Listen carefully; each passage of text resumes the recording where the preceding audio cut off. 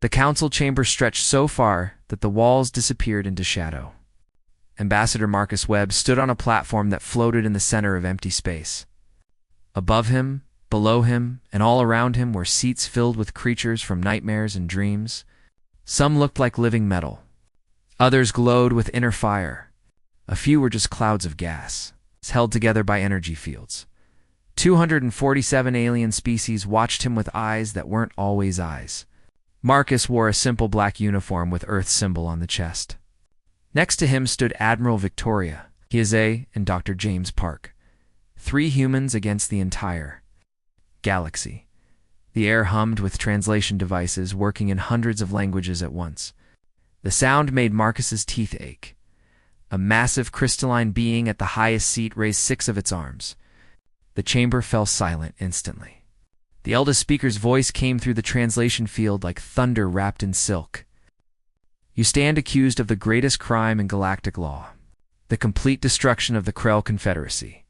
4 billion sentient beings, 17 colony worlds, all turned to ash. The aliens erupted in sound.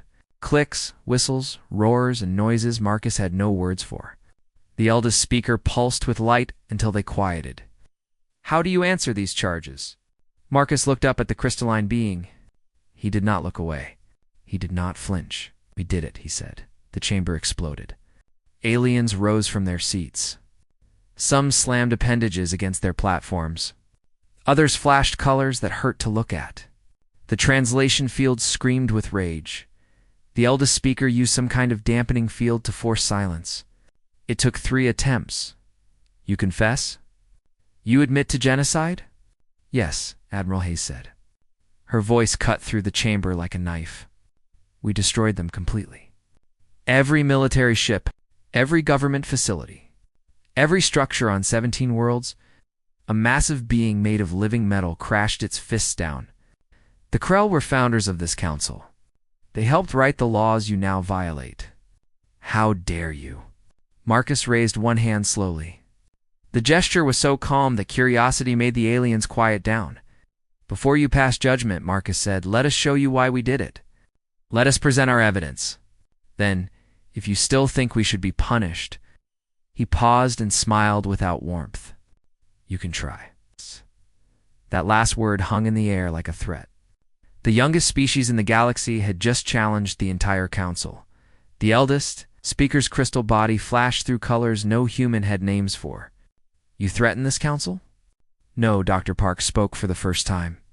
His quiet voice somehow reached every corner of the vast space. We inform it. Humanity does not make threats. We make promises. 6 months ago, we made a promise to ourselves. What promise? Demanded the metal beings. Marcus's face hardened into something that made even warrior species feel cold. That we would never negotiate with murderers.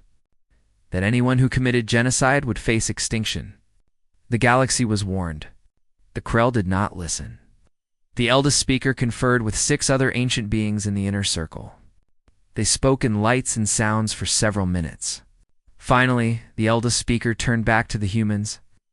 You may present your evidence, but understand this. If your justification fails, every human world will be quarantined.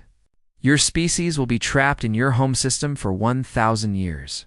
You will become a story we tell our children about what happens when primitives gain power too quickly. Acceptable, Marcus said. Dr. Park? James stepped forward and activated a small device. A hologram erupted in the center of the chamber, large enough for everyone to see clearly. 6 months and 12 days ago, James began, our colony ship arrived at a world we named New Hope. 17 years of travel. 400,000 colonists.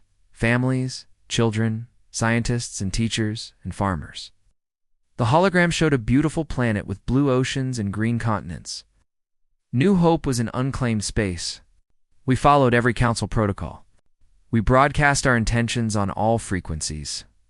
We scanned for indigenous life. The planet was empty. Our people began building their homes. The image shifted to show domed cities rising from plains, children playing in parks, farms spreading across fertile ground. For 3 years, New Hope flourished. Then the Krell arrived. Predatory ships appeared in the hologram, dropping out of faster-than-light travel with the distinctive curved hulls of Krell warships. They claimed New Hope was their territory. Despite our surveys, despite our broadcasts, despite everything, they gave our people 6 hours to evacuate 400,000 colonists. It's a metal being shifted. Territorial disputes happen. Did your people resist with military force? No, Victoria said sharply. Our colony had 4 orbital platforms and 1 civilian frigate. We immediately opened negotiations. We offered to buy the planet. We offered to share it. We even offered to leave and bring the matter to council arbitration. Then what happened? The eldest speaker's voice had changed. Marcus's jaw clenched. Show them, Doctor. The hologram changed. What followed made even the hardest warrior species recoil in their seats. The Krell did not wait 6 hours. They did not wait for negotiations. They did not wait at all. They opened fire immediately. The hologram showed orbital bombardment from space. Not precision strikes on military targets. Not warning shots. The Krell warships systematically burned the entire planet. Plasma weapons turned cities into glass. Oceans boiled. The atmosphere caught fire. This footage comes from our emergency beacons, James said, his voice cracking. Hardened recorders designed to survive anything. They transmitted for 6 hours during the bombardment. The images showed people running, children screaming, cities evaporating in nuclear fire. The footage was worse than any nightmare. Our frigate tried to evacuate survivors, Victoria said, her voice like ice now. The Krell destroyed it. They hunted down every escape pod, every shuttle, every small vessel that launched. They shot them down one by one in space. The hologram showed small ships trying to flee, being picked off by Krell weapons with methodical precision, Sten Marcus said quietly. They sent a message to Earth. What message? The eldest speaker asked, though it seemed to already know the answer. Victoria answered. They said humanity had violated Krell territory. They said the deaths were regrettable but necessary. They said if we wanted to complain, we should bring it to the council. Then, they said, New Hope's resources now belong to the Krell Confederacy. They offered us 5% of the profits as a finder's fee. The implications crashed through the chamber like a wave. The Krell had committed genocide not for territory or defense. They did it for money. They killed 400,000 humans to claim valuable minerals, then offered humanity pocket change. We brought our evidence to the council, Marcus said. 8 months ago, we followed every protocol. We filed our grievance properly. We provided complete proof. We asked for justice. And the eldest speaker already knew, but needed to hear it said. The council deliberated for 6 months. During that time, the Krell began mining operations on New Hope. They built their facilities on top of mass graves. And finally, the council reached its decision. Marcus's eyes swept across hundreds of alien faces. The ruling was that, while the Krell's actions were regrettable, they had legitimate territorial claims based on historical documentation. The council recommended we accept the 5% payment and pursue no further action. Several delegates stirred uncomfortably. The eldest speaker's colors confirmed the truth. So you took justice into your own hands, one alien said. Marcus smiled without humor.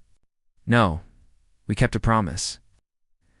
After the council's ruling, Marcus continued, humanity sent one final communication to the Krell Confederacy. Just one message. Would you like to hear it? Before anyone could answer, Dr. Park activated the recording. A hologram appeared, showing an elderly woman with gray hair and tired eyes. Director Rachel Stone of Earth's Colonial Administration. Her message was brief and cold, to the Krell Confederacy. You murdered 400,000 human beings. You've built mining facilities on their graves. You offered us money for their lives. The Galactic Council has ruled in your favor. Therefore, we make you this promise. Leave New Hope immediately. Abandon your operations. Submit to independent arbitration. You have 30 days. If you refuse, humanity will respond.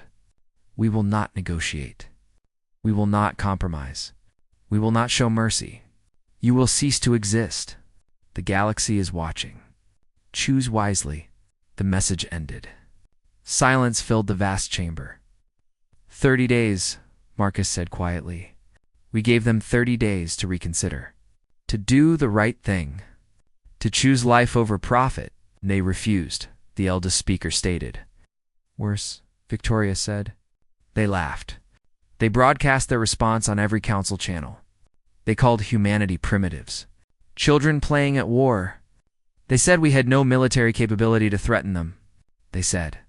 She paused, rage flickering across her face. They said if we tried anything, they would glass Earth itself and sell our homeworld for scrap. Unease rippled through the chamber.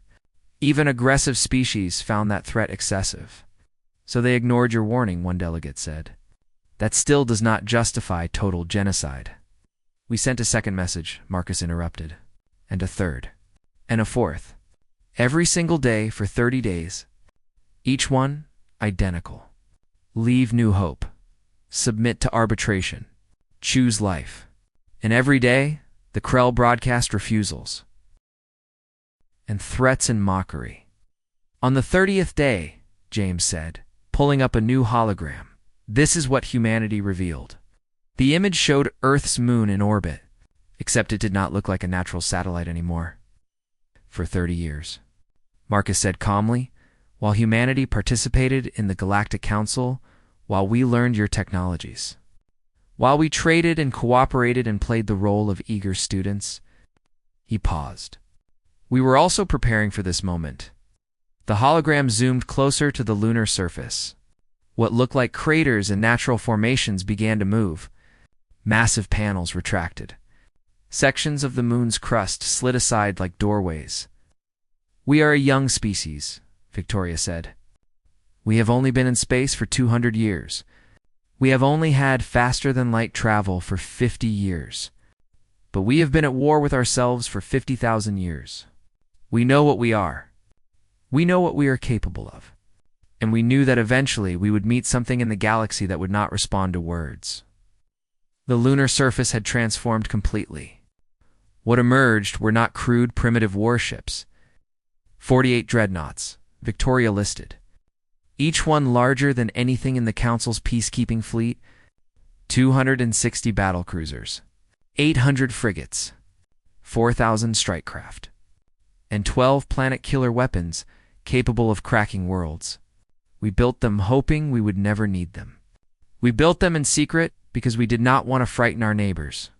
But most importantly, her eyes turned hard as diamonds. We built them so we would never be helpless again. The chamber erupted in chaos. Species that thought humanity was barely space-capable now faced evidence of a war fleet that matched dozens of council militaries combined. Impossible, roared one delegate. Our monitoring stations would have detected such construction. Would they? James asked mildly. The Council maintains 14 monitoring stations in human space. We know where every single one is located. We've built everything you see using hollowed asteroids as construction facilities.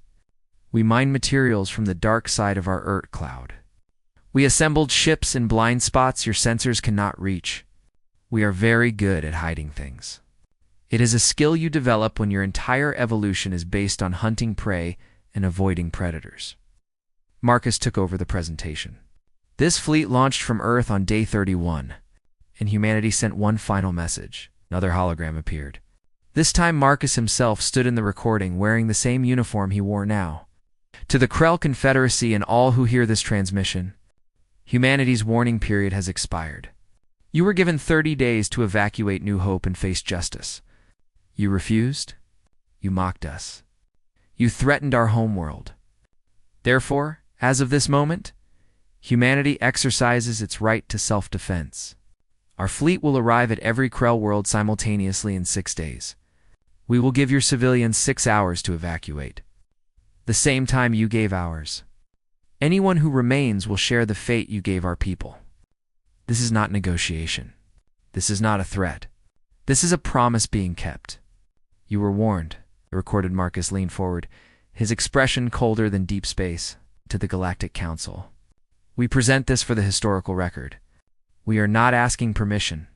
We are not seeking approval. We are informing you that the Krell Confederacy will cease to exist in 6 days. Any species that interferes will be considered complicit in the New Hope massacre. Choose your next actions carefully.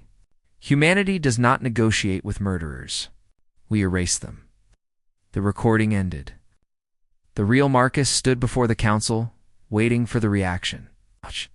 You broadcast a declaration of genocide to the entire galaxy? The eldest speaker's voice carried shock and perhaps a trace of respect. We broadcast a promise, Marcus corrected, and we kept it. The Krell had 17 colony worlds. Another delegate said slowly, "You claim your fleet arrived at all of them simultaneously? That requires precision," Victoria finished. "Yes, complete mastery of faster-than-light navigation. When you tell humanity something is impossible, we take it as a personal challenge. Our jump drives are 3 times faster than Council standard. We can plot coordinates accurate to 10 kilometers across 1,000 light-years. We can synchronize fleet movements across vast distances." The Krell military scrambled to defend their worlds, Marcus added. But they had to split forces across 17 systems. We hit them everywhere at once with overwhelming force, and we gave them exactly what we promised. 6 hours for civilians to evacuate. Did any evacuate? The eldest speaker asked quietly. Victoria's expression softened slightly. The first hint of emotion beyond cold rage. 37% of Krell civilians evacuated in time. Over 2 billion people. We allowed every transport, every escape pod, every civilian vessel, safe passage. We even provided coordinates for refugee zones and safe stations, and the rest. They stayed, Marcus said. Some out of defiance. Some because they did not believe we would do it. Some because Krell military commanders ordered them to remain as human shields. They were wrong. After exactly 6 hours, we did what we promised. 17 worlds, glassed from orbit. Complete planetary bombardment. Every military installation, every industrial complex, every government structure. We reduced their civilization to ash and glass. What about their military fleet? A warrior species asked. A cold smile crossed Victoria's face. The Krell military had approximately 4,000 warships, very impressive by Council standards. They attempted to engage our fleet at every colony. She pulled up tactical displays showing space battles. Bright points of light, sudden blooms of destruction. The engagement lasted for hours and 17 minutes. We destroyed their entire military. Total annihilation. Not one Krell warship survived. We took no prisoners. We offered no quarter. We hunted down every vessel that tried to flee. But you allowed civilian transports to escape. The eldest speaker pressed. Marcus said firmly. Because we are not the Krell, we do not murder civilians for profit. We gave them a choice. Leave or share their government's fate. 2 billion Krell are alive right now in refugee stations across the galaxy because we kept our word about protecting evacuees. We could have killed everyone. We chose not to. That was mercy. But their civilization, their government, their military infrastructure, his eyes swept the chamber. Gone, erased, as promised. The chamber remained silent for a long moment. Then a new figure descended from the upper tiers. The being resembled a mass of glowing tentacles surrounding a neural core. Magistrate Voss of the Threne, the Council's chief legal authority for 6,000 years. Ambassador Webb. Voss's translated voice carried enormous weight, while the Krell's actions were monstrous. Your response violated every principle of proportional response, due process, and civilized conduct. You acted as judge, jury, and executioner. You destroyed an entire civilization. How can this council overlook such actions? Marcus stepped forward to meet the magistrate at the center platform. It's Magistrate Voss. I have a question. How many cases of genocide has this council successfully prosecuted in its 10,000-year history? Voss's tentacles rippled with surprise. That is not relevant to the current proceedings. How many? Marcus pressed harder. A long pause filled the chamber. Then, Reluctantly, 14 confirmed genocide cases have been brought before the Council. And how many resulted in meaningful punishment? Another pause. Longer this time, 3 cases resulted in economic sanctions. 2 resulted in territorial restrictions. None resulted in military intervention or criminal prosecution of leadership. Why not? Marcus demanded. Because Voss admitted with clear discomfort, the Council's primary function is maintaining stability and peace. Military intervention risks escalating conflicts. Economic sanctions can harm innocent populations. The Council prefers diplomatic solutions that preserve relationships between species. Solutions that do not work, Victoria interrupted. Tell them about the Corvin incident, Magistrate? Voss's tentacles contracted tightly, a sign of deep discomfort. Several delegates shifted in their seats. What is the Corvin incident?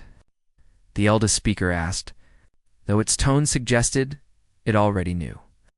2,000 cycles ago, Victoria stated, having clearly researched Council history thoroughly, the Corvin Empire systematically exterminated the Pella species. 3 billion sentient beings. The Council investigated.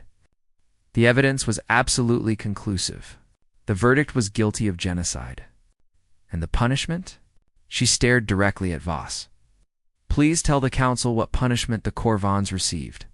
The Corvan Empire was assessed a fine, Voss said quietly, and required to accept monitoring stations in their territory for 100 cycles.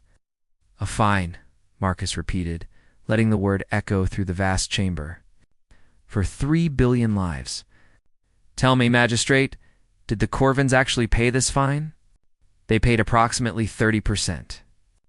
Over the course of several centuries, in installments, and the monitoring stations were gradually removed as the Corvans filed complaints that they violated sovereignty and harmed trade relationships with other species. Marcus turned to address the full assembly. The Galactic Council is a remarkable diplomatic achievement. 247 species working together.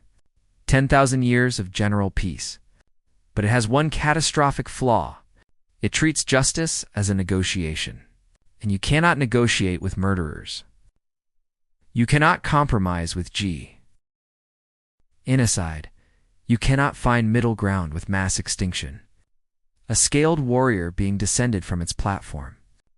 General Kresha the Telmar, a species known for military expertise. You speak of justice, Kresh growled, his voice carrying across the chamber. But humanity's own history overflows with blood. You have warred amongst yourselves for millennia. You have committed genocides against your own subspecies. You developed weapons capable of sterilizing your entire planet. And now you lecture this council about morality and justice? James stepped forward to respond. General Kresh raises an entirely valid point. Humanity's history is extraordinarily violent. We have committed atrocities against each other that would horrify most species represented here. But that is precisely why we understand this situation better than you possibly can.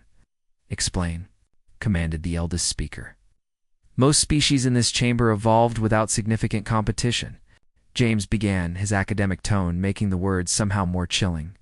You developed sentience, dominated your home planets, reached into space, and encountered others much like yourselves. Your concepts of war, violence, and justice are largely theoretical.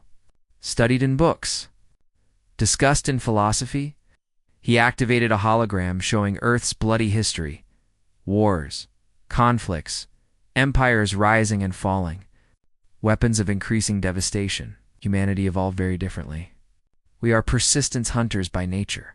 We survived ice ages by being smarter, more adaptable, and more ruthless than everything that wanted to eat us. Then we turned those survival skills on each other. We have fought wars for resources, territory, ideology, religion, and sometimes just because we could. We've built weapons of mass destruction and actually used them on our own species. We committed genocides and learned to recognize the warning signs. We made peace treaties and broke them. We built international laws and enforced them with military power. The hologram shifted to show the United Nations. International criminal courts, war crime tribunals, peacekeeping forces, Earth spent 3 centuries learning one hard lesson. Justice must have actual enforcement, or it is just empty words on paper. We tried passive approaches for decades. We tried endless negotiations. We tried economic sanctions. And we learned through bitter experience that those who commit atrocities only understand one language: overwhelming, unavoidable, absolute consequences. So you believe might makes right? Kresh challenged, though his tone seemed less hostile now. No, Marcus interjected firmly. We believe evil must be stopped, and sometimes the only way to stop it is through force. The Galactic Council spends decades deliberating while murderers continue murdering. You conduct investigations while victims die. You issue strongly worded condemnations while civilizations burn. Because none of you truly want to be the one who breaks the peace. None of you want blood on your hands. He gestured around the enormous chamber. How many species here have actually fought a real war? Not border skirmishes or peacekeeping operations with rules of engagement. Real war where your existence hangs in balance. Where losing means your children have no future. Where winning means doing terrible things to terrible enemies. Silence answered him. Complete silence. Exactly, Marcus said. Most of you evolved beyond that point thousands of years ago. You have forgotten what it means to fight for survival against an enemy that wants you extinct. We have not forgotten. We remember every day. And that makes us dangerous, yes? But it also makes us capable of doing what you cannot. Actually stopping genocide instead of just condemning it politely. Magistrate Voss's tentacles writhed in clear agitation. You still have not answered the fundamental question. What gives humanity the moral and legal authority to act as executioner? By what right do you claim the power to erase an entire civilization from existence? By the authority of our dead, Victoria said, her voice sharp as broken glass. 400,000 people who will never see another sunrise, who will never hold their children, who died screaming as the Krell burned them from orbit for profit. They give us authority. Their deaths demand justice, not empty diplomatic gestures. But you have set a dangerous precedent, the eldest speaker argued. If every species that suffers an attack responds with total war and complete destruction, the galaxy will burn. Civilization will collapse into endless cycles of revenge and counter-revenge. Will it? James asked calmly. Let us examine that assumption with actual data. Before humanity's response to the Krell and the formation of our enforcement capabilities, how many genocides occurred per century in Council space? That information is classified for diplomatic reasons, Voss began automatically. 8, James stated flatly, overriding the objection. We accessed historical databases with proper authorization. 8 genocides per century on average for the last 1,000 years. Small species. Unimportant species. Species without powerful allies or economic leverage, they get erased, and the Council investigates thoroughly, and nothing meaningful happens. The perpetrators receive sanctions that amount to accounting errors in their national budgets, and the message sent throughout the galaxy is absolutely clear. Genocide is acceptable if you are strong enough and important enough to avoid real consequences. He pulled up a star chart showing various incidents over centuries, highlighting disturbing patterns.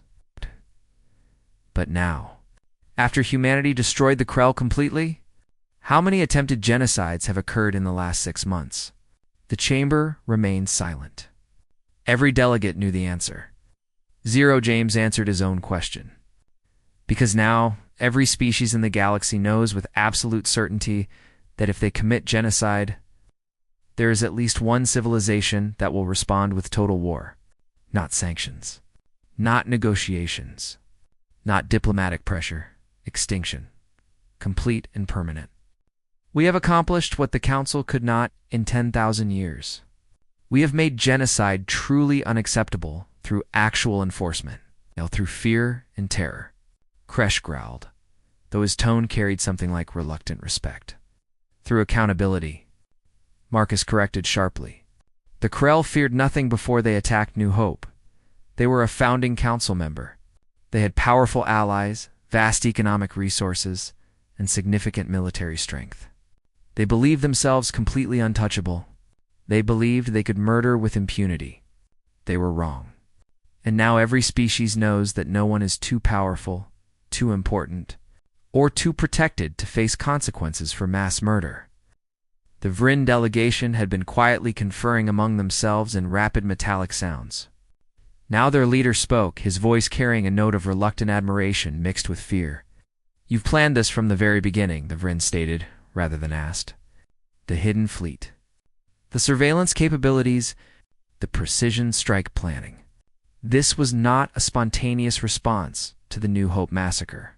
You were ready and waiting for something exactly like this to happen."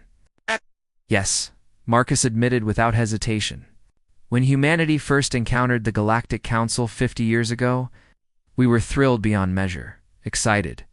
We genuinely believed we had found a community of peaceful, advanced civilizations. And you are advanced. Your technology is remarkable. Your diplomatic achievements are real and impressive. But we also studied your history very carefully. We read the classified files we could access. We saw the clear pattern of unpunished genocides. And we realized something disturbing." He looked directly at the eldest speaker. "The Council maintains peace among the powerful. The strong species, the wealthy species, the influential species with important votes, they cooperate, they trade, they resolve disputes diplomatically, and everyone benefits.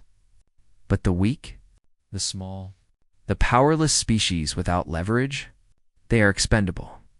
And we knew that humanity, as newcomers with limited territory and resources, would inevitably be seen as expendable too if someone stronger wanted what we had. So you prepared for war while smiling and cooperating and learning from us." Voss said. "We prepared for survival," Victoria corrected firmly. "We hoped desperately that we would never need our military capabilities. We genuinely wanted peace and cooperation. But we absolutely refused to be helpless victims. We refused to trust our survival to a system we could see was fundamentally broken. And when the Krell murdered our people, when the Council ruled in their favor, despite absolutely clear evidence, when we realized that justice would never come through your diplomatic channels," she shrugged.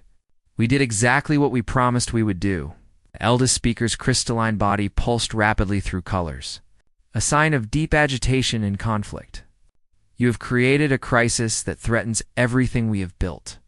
Half the species in this chamber now fear you deeply. A quarter want you immediately expelled from the Council and quarantined. Several military alliances are actively discussing how to contain or neutralize your threat to galactic stability." "Good," Marcus said, and his smile was absolutely razor-sharp. "Let them fear us.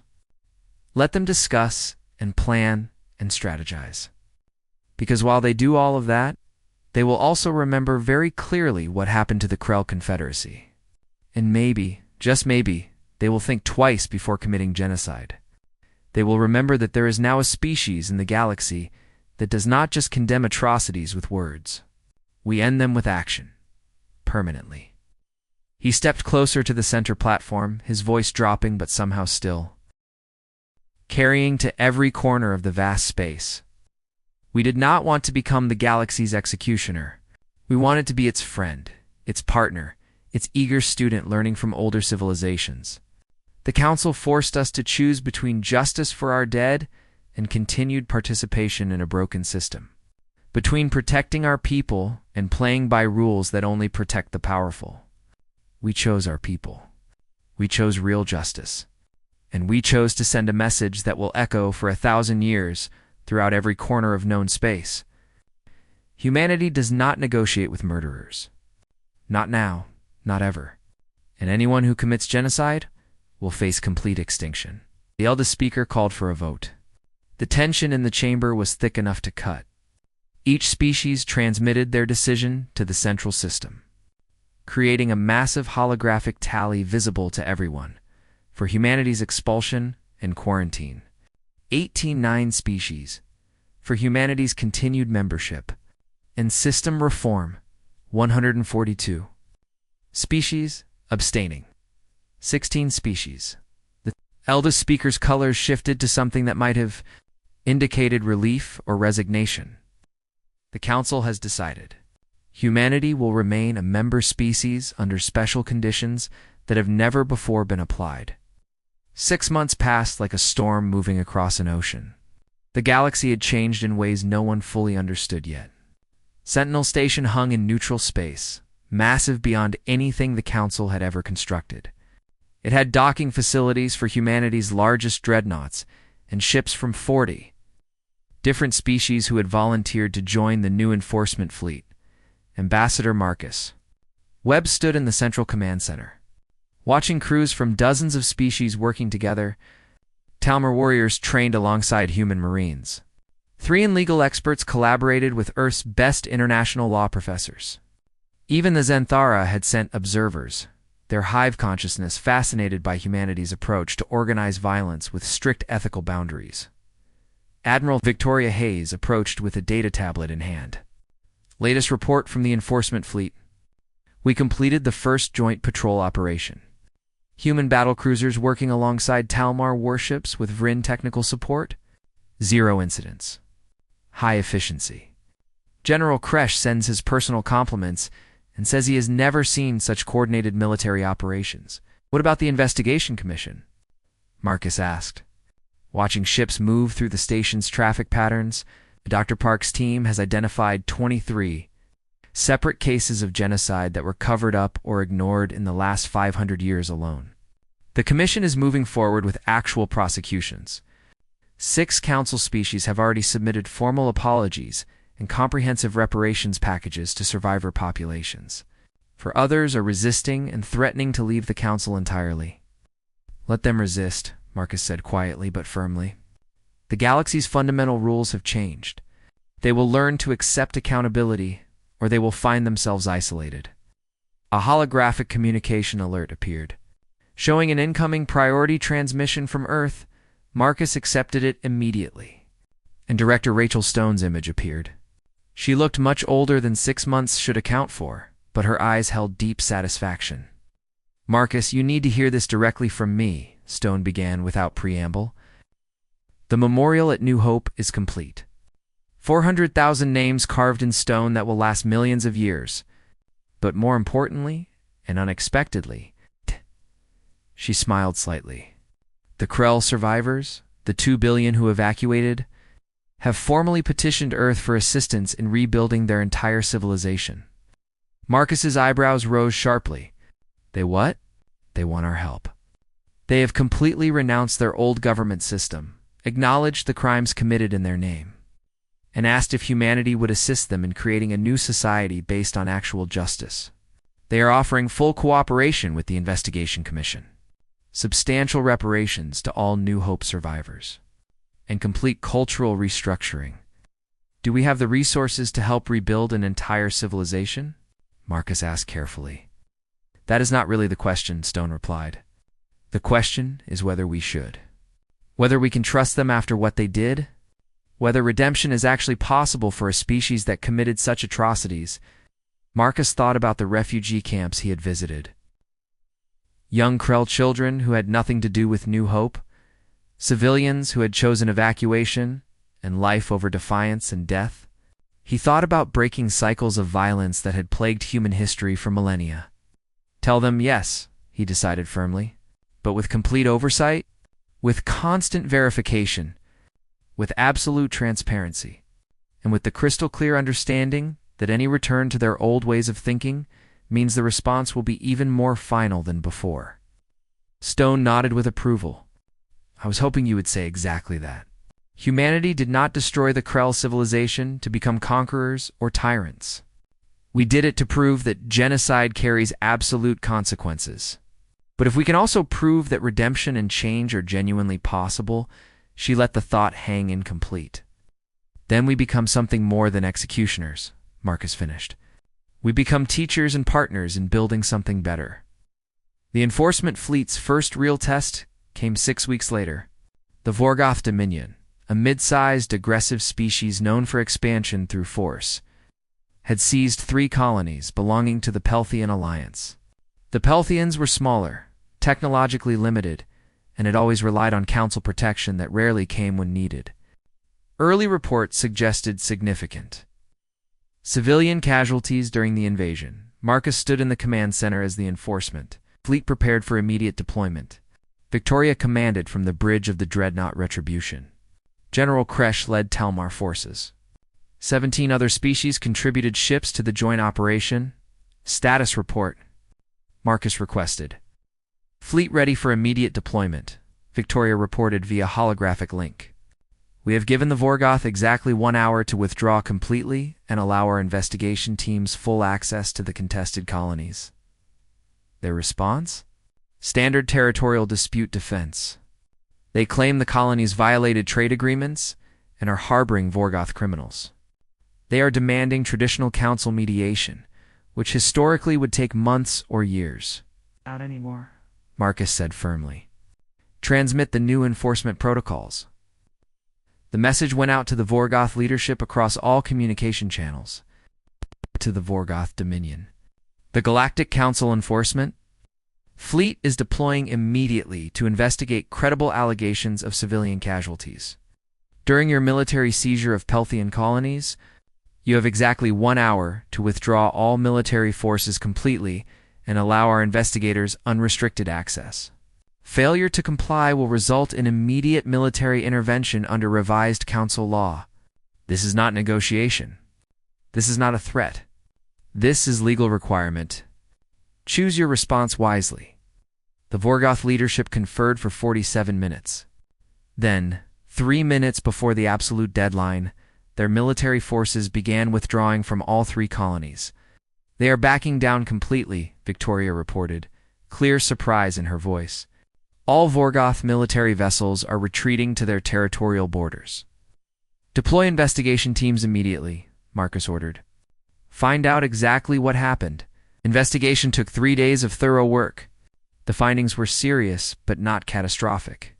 The Vorgoth had killed approximately 2,000 Pelthian civilians during their invasion, falsely claiming they were armed resistance fighters.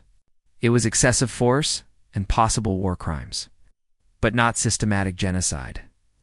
The enforcement fleet delivered its verdict directly. The Vorgoth would immediately return the colonies with full infrastructure intact. They would pay substantial reparations to families of those killed. Military commanders responsible would face war crimes tribunals. They would accept monitoring stations in their territory for 20 years. Refusal meant immediate military action. The Vorgoth accepted every single term within 2 weeks. It actually works, James said, watching the Vorgoth compliance from the observation deck. They are genuinely afraid of real consequences. Not just afraid, Marcus corrected thoughtfully. They are learning. The Vorgoth back down not because we are cruel, but because we are absolutely certain and consistent. They know that if they cross the line into genocide, we will not deliberate for years. We will act immediately and decisively. That certainty creates real deterrence that actually changes behavior. 3 months after Sentinel Station activated, a coalition of 17 species with questionable human rights records formed what they called the Sovereignty Alliance. Their broadcast manifesto declared the enforcement fleet tyranny disguised as justice, and promised to resist with all available means. Marcus read their declaration. With Victoria and James in his private office aboard the station, they are calling us tyrants and dictators, James observed. Of course they are, Victoria replied. We are preventing them from doing whatever they want to weaker species. To those accustomed to acting with complete impunity, accountability looks exactly like oppression. Will they actually fight us? James asked with concern. Unknown, Marcus said, studying military assessments. Individually, none of them match our capabilities or those of our Talmar allies. Together they represent significant combined force. If this escalates to actual war, galaxy fragments and everything we have built collapses. Then what do we do? Victoria asked directly. We remind them why we are doing this, Marcus decided, forming a plan. James, contact the Pelthian Alliance. Ask if they would be willing to address the full Galactic Council about their experience with the enforcement fleet. 1 week later, the council reconvened in the Great Chamber. The Sovereignty Alliance sat in a separate section. making their opposition highly visible to everyone. The eldest speaker yielded the floor to the Pelthian representative, a small insectoid being named Speaker Caesara. Sierra approached the center platform, and hundreds of eyes from dozens of species focused on her. Honored delegates, Tazira began, her soft voice somehow carrying clearly. The Pelthian Alliance wishes to address recent concerns about the enforcement fleet. Many species fear this new military power represents tyranny, that humans and their allies will become the very monsters they claim to fight. These fears are understandable and even reasonable. She paused deliberately. They are also completely wrong. The Sovereignty Alliance delegates stirred with obvious agitation. 3 months ago, the Vorgoth invaded our colonies without warning or justification. They killed 2,000 of our people in a single day. Under the old council system that existed for 10,000 years, we would have filed formal complaints. The council would have investigated thoroughly. Years would pass with nothing happening. The Vorgoth would negotiate endlessly, delay constantly, and obscure truth. Eventually, they might receive minor sanctions, temporary trade restrictions, perhaps. Our people would still be dead. We would receive nothing but the council's sincere sympathy and empty condolences. Sierra's insectoid features could not show human emotions, but her voice carried raw feeling that needed no translation. But under the new system with the enforcement fleet, deployment happened within hours. The Vorgoth withdrew within days. Investigators confirmed our allegations within weeks. And now the commanders responsible for killing our people face actual trials. The colonies have been returned completely intact. Reparations are being paid to every affected family. Justice is being served. Real, meaningful, tangible justice. For the first time in the Pelthian Alliance's 400 years of council membership, we have seen the strong held genuinely accountable for crimes against the weak. She turned to face the Sovereignty Alliance section directly with deliberate intensity. To those who call this tyranny, I ask simple questions. Where were you when the Vorgoth invaded our homes? Where were your passionate speeches about justice and sovereignty when my people died? Where was your concern for accountability when it was we who suffered? Her voice rose with controlled anger. The truth is painfully clear. You do not fear the enforcement fleet because it is tyrannical. You fear it because you can no longer commit atrocities without facing real consequences. You call that fear concern for sovereignty, but we see through the deception. The chamber erupted in response, some in strong support, others in outrage. But Tazira continued over the noise. The Pelthian Alliance supports the enforcement fleet completely. We support humanity's role in creating real accountability. We support any measure that ensures small species like ours are protected as vigorously as founding members. If that makes us allies of tyranny in your eyes, then so be it. We prefer tyranny that protects innocent life to freedom that enables genocide. She returned to her platform. The impact of her words rippled through the entire chamber like a shockwave. The eldest speaker worked for 6 hours to broker compromise. Finally, as station lights simulated galactic dawn, an agreement emerged. The Sovereignty Alliance would not be forced to accept enforcement fleet jurisdiction directly, but they would be isolated from certain council benefits as natural consequences. Trade agreements, scientific exchanges, and defensive pacts would be significantly limited. They could maintain their claimed sovereignty, but they would exist on the periphery of galactic civilization. In return, the enforcement fleet accepted external oversight. A review board composed entirely of neutral species would audit every single deployment without exception. Humanity agreed to this oversight, provided it never slowed response times to genuine emergencies where lives hung in balance. Marcus watched the Sovereignty Alliance delegates depart, their body language radiating anger, resentment, and fear. They will cause trouble eventually, Victoria predicted with certainty. Maybe not immediately, but eventually they will test us. Probably, Marcus agreed calmly, but they will also think very carefully before committing atrocities, knowing the fleet might respond instantly. That is the entire point. We are not trying to control the galaxy or dictate to everyone. We are just ensuring that murder has real consequences for everyone equally. 6 months after Sentinel Station's creation, Marcus stood alone in the memorial chamber. The walls held millions of names. Every victim of genocide in Council space for the last 1,000 years, carefully researched and recorded by James's dedicated team. At the center stood black stone from Earth. Inscribed with 400,000 names from New Hope, James joined him quietly, carrying his ever-present data tablet. "Latest statistics are complete," James said softly. "Since humanity's action against the Krell and the formation of the enforcement fleet, we now have concrete data. 0 attempted genocides.